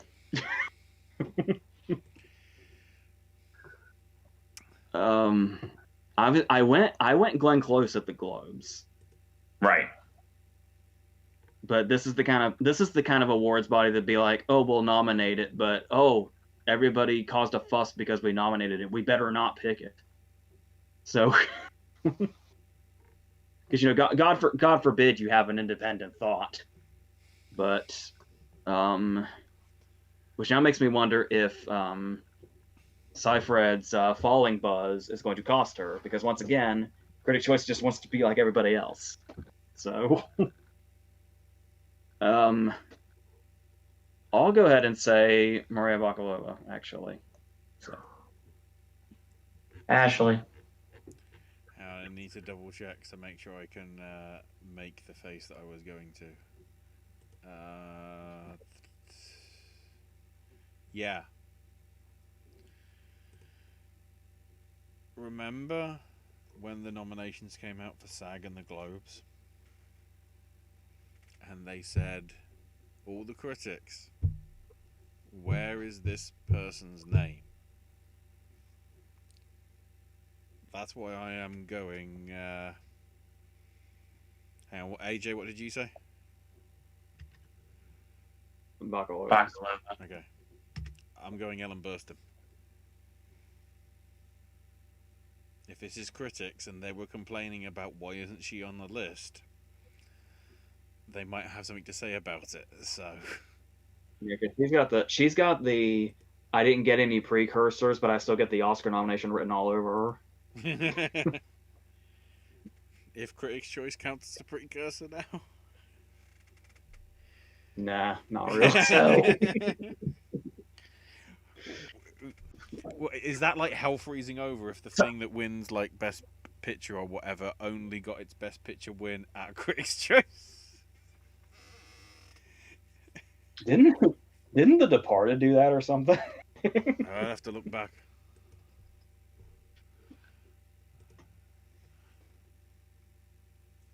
remember when this competition was just Amanda Seyfried was supposed to win everything? Remember those days?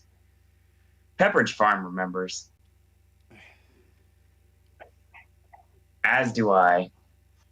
Yeah, But, nice you know, it's kind of nice. It appears that people actually watched the movie and realized it really wasn't that much of a performance.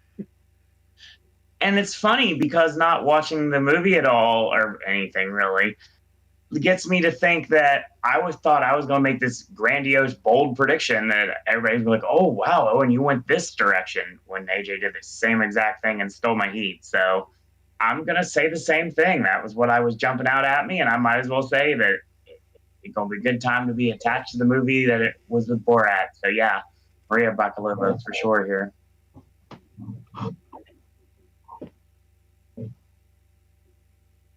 All right, supporting actor. Oh boy. This one's a little tricky. Yeah, I agree. Somebody finally popped in to say hello, and now I'm not sure what to think.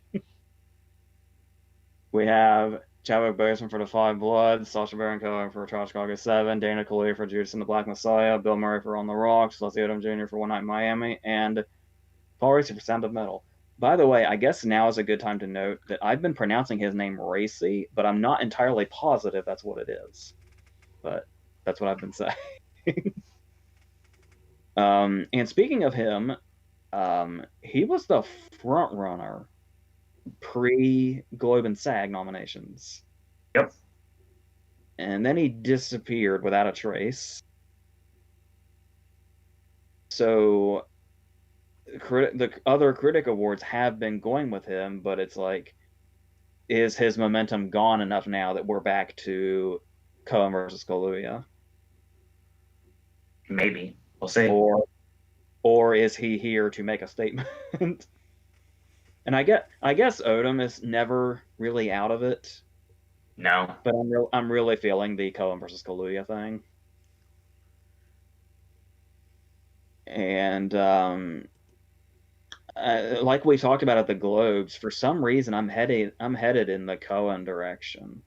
It's so weird to think that, isn't it? It's gonna be a great year for him this year. No matter if he wins nothing, his nominations is like through the roof this year.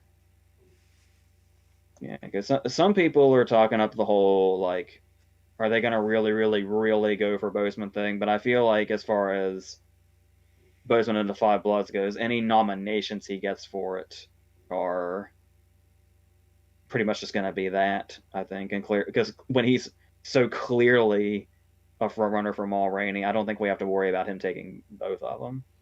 No. So I guess I might as well just stay on this Cohen thing. Sure. You know, what have I got to lose? Same. Ashley. Same as well. I think it's a strong enough performance really to stand out pretty much from the rest of them. I'd say, at least in supporting.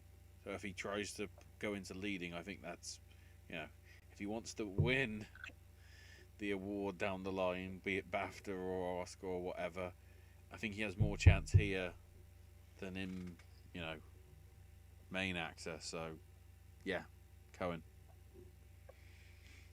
100% agreed. All right, actress. Yes. All right, it's nice for the top four. I actually know what I'm gonna say, so this is actually it's finally getting easier. For actress, we have Viola Davis for Ma Rainey, Andrew Day for The United States versus Billie Holiday, Sydney Flanagan for Never Rarely Sometimes Always, Vanessa Curry for Pieces of a Woman, Frances McDormand for Nomadland, Carey Mulligan for Promising Young Woman, and Zendaya for Malcolm and Marie. I said Mulligan at the Globes, but like I said, sometimes there is a movie the critics love so much that it will transcend trying to do Oscar predictions. And I guess you could say even if they go for this, they still might be because the Oscars are by no means solidified. Mm-mm. I want to say Mulligan, but I stress again, the critics really fucking love Nomadland. So I'm going with McDormand, who I believe was Ashley's Globe's choice. Quick to the other to the other spreadsheet. For drama, yes. For drama, yes. Which is why I'm sticking with it. The irony is, I was actually thinking pretty much on the same logic in which I want it to be Mulligan, but I think the critics are too enamored with Nomadland that they'll give it here, which is why I might be going down the ship on other predictions, where I'm like, I don't want them to be enamored by it. So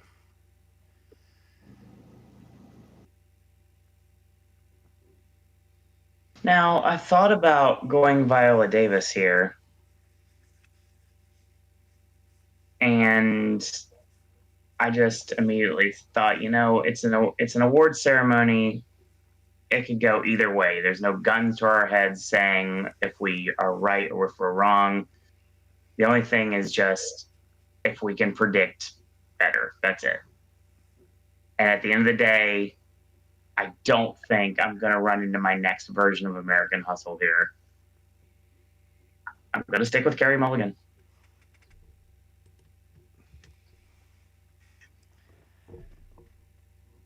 All right, actor.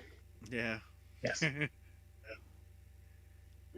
an inspired choice that I actually like, Ben Affleck for The Way Back, as well as Riz Ahmed for Sound of Metal, Chadwick Boseman for Ma Rainey, Tom Hanks for News of the World, Anthony Hopkins for The Father.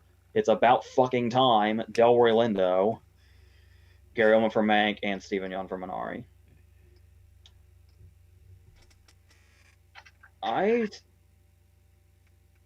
Hopkins is not out, but I mean, if some people maybe there'll be some voters against the whole posthumous thing and wrongly think that it would just be because of that.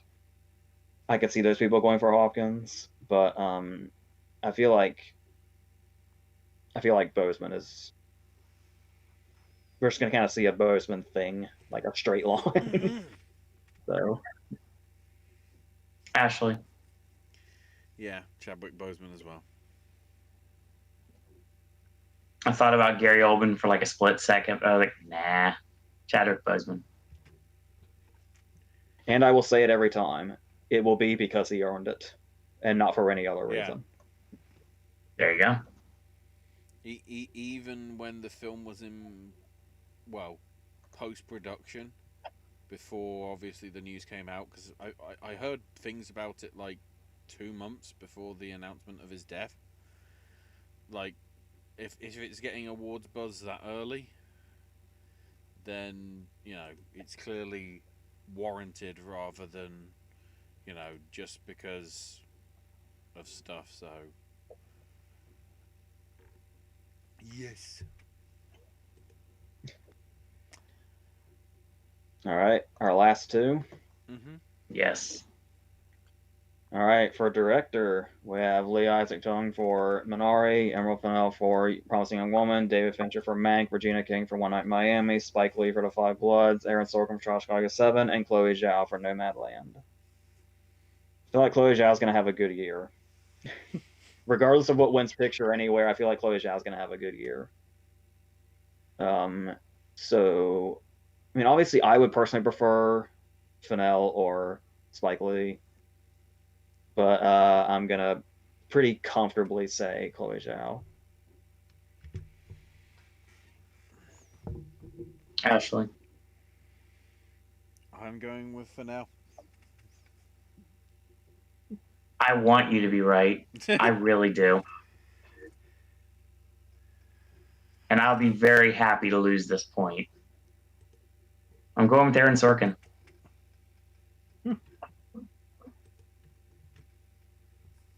Oh, wait a minute. Wait a minute. Hold on. You know what?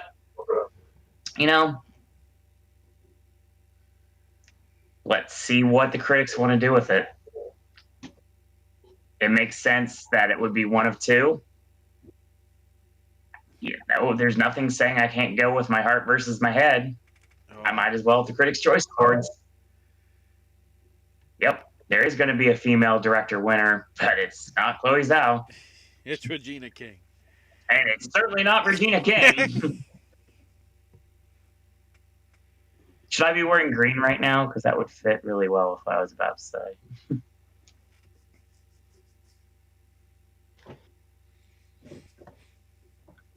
You want to talk about going down the ship, Ashley? Let's do this. It's less going down the ship and more. I don't want Nomadland to try and sweep everything.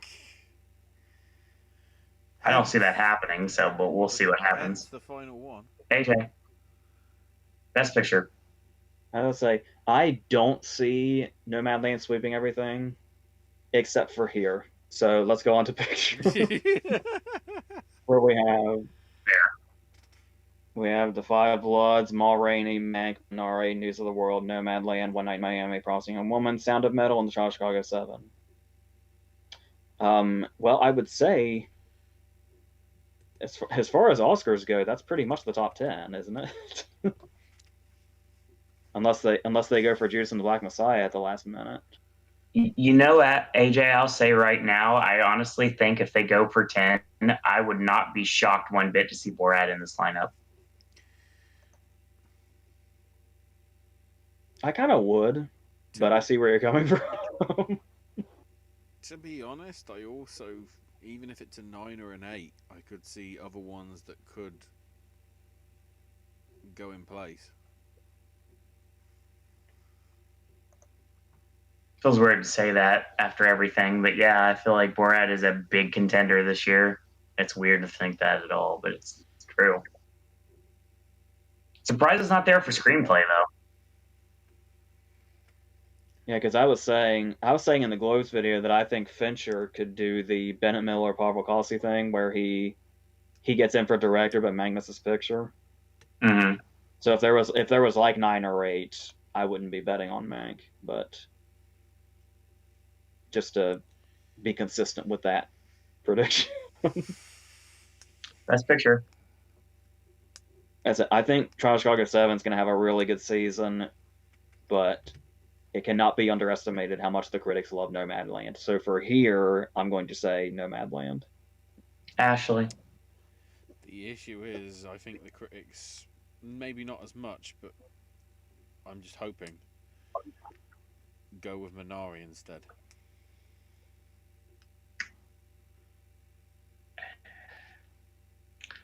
So I've been trying to rack my brain if I really want to do this or not.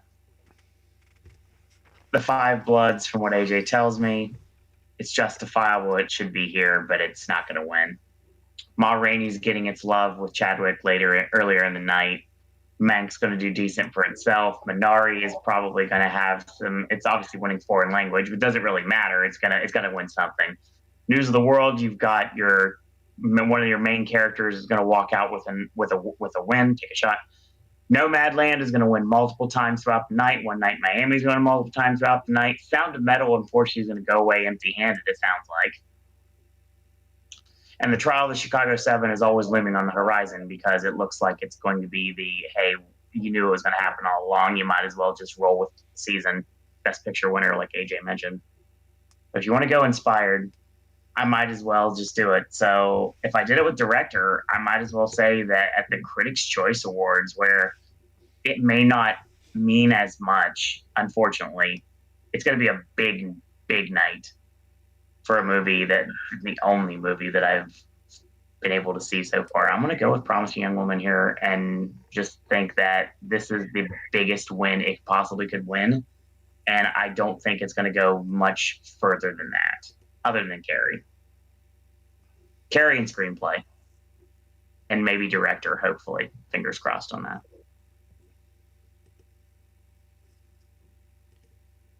So I might as well just go down on this one because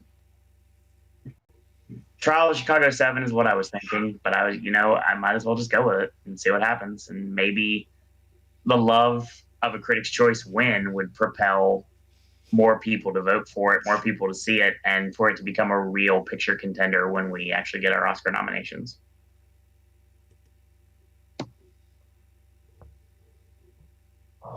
I feel like right now, after saying that, I'm getting the Billy Madison vibes from everyone currently, like staring at me, thinking like we're all more dumber having heard you say that.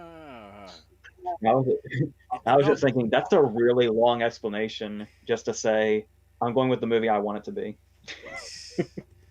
You're not wrong. And it's not like it's something where it's like it's only a you thing. It's a strong enough film that deserves to be in the list. It's not like, heck yeah, it's not a Martian at the Globes and whatever and things like that.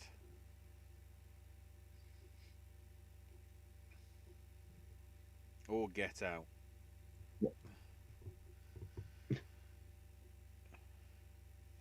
So is that it? Yeah. As always, or before we go home, Ashley, it's time to check Brian's chat and then we take it home. Only left for TV is the Popcast is SAG. Oh, I forgot about that. Yeah. Thank God, I'm done with TV. The Mole's Agent from Chile is also both documentary and international. And Welcome to Chechnya is documentary and VFX. And Soul's VFX as well. Anne Roth won the Oscar for English Patient. I certainly haven't, but I haven't seen her name in a while in terms of stuff I recognise in terms of the awards. Also, the films that were ineligible for WGA that, of course, have their nominations happen this past week were Father, Mank, Minari, and Nomadland. So there's an interesting factor. Past 2 years, the Critics' Choice didn't match with the Oscars for Screenplay and Best Picture. Sorkin missing director for Boy Guy as well. If the award shows are doing virtual shows like the Emmys, do you think Hopkins will show up at any of them?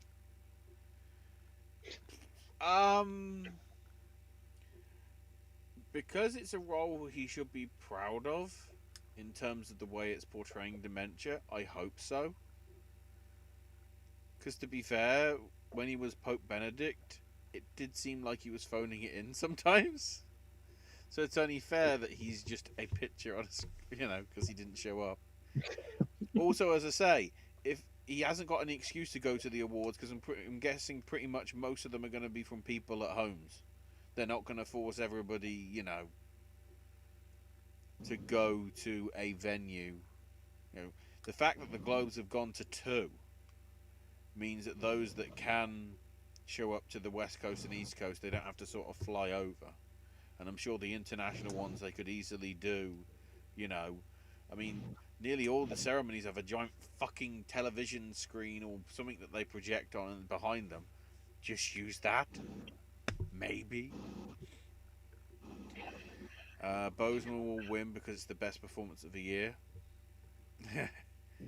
I don't have Mank as a Big 8 movie right now for my nomination predictions because it'd be a boring choice to predict. Here you go. Bright Guy and AJ sort of on the same thoughts. No offense to Jack Fincher as well with that. So I think the tentative schedule, which I'm informing everybody of here.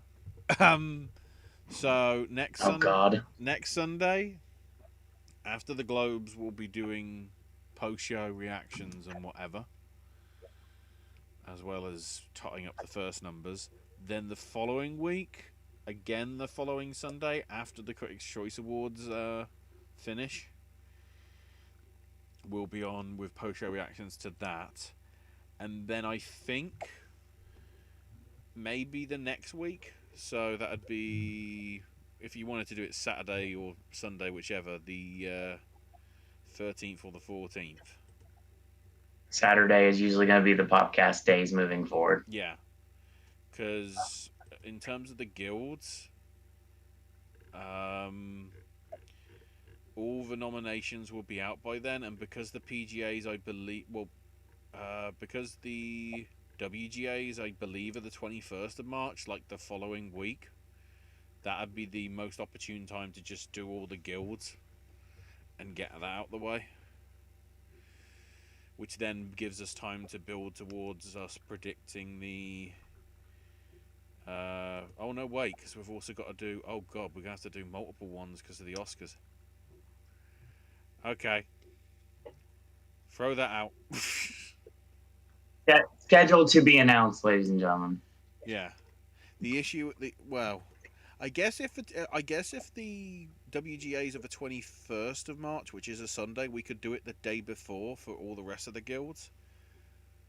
And then the Saturday the 13th could be us predicting all the Oscars before the nominations on the 15th of March. So that should work. Wish we had more time between the two. That seems to be the best way to sort of fit it in so we're not behind in everything.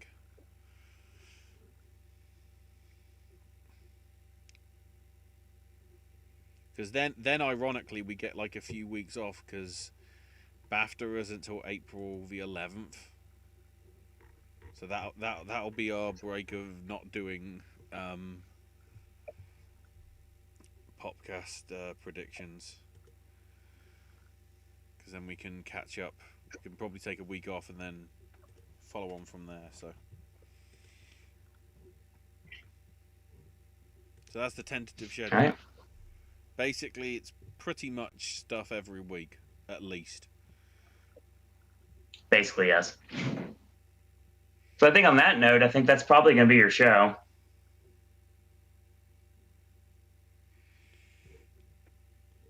So I want to thank everyone for joining us tonight. It's a little bit after 8 o'clock, so we actually did not take forever to finish tonight. So hope you enjoyed your content you had tonight.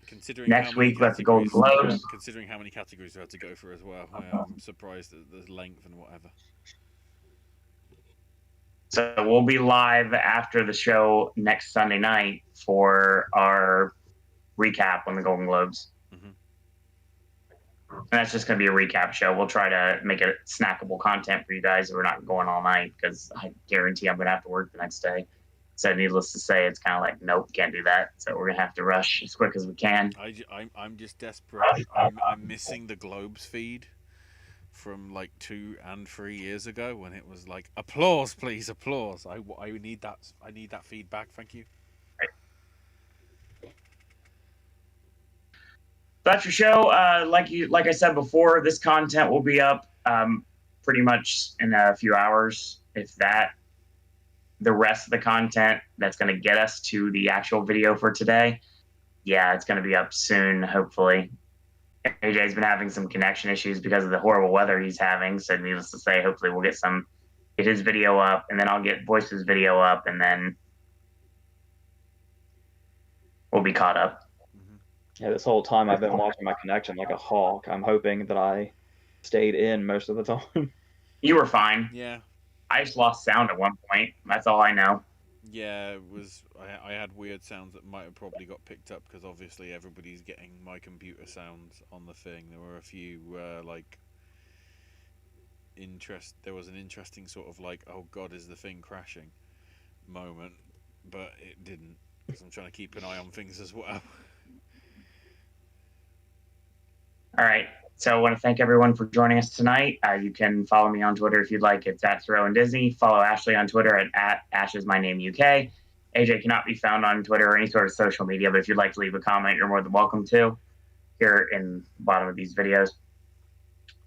So that's your content. And I want to thank everyone for joining us tonight, whether live or an archive. And until next week, boys and girls, that's all we got to say about that.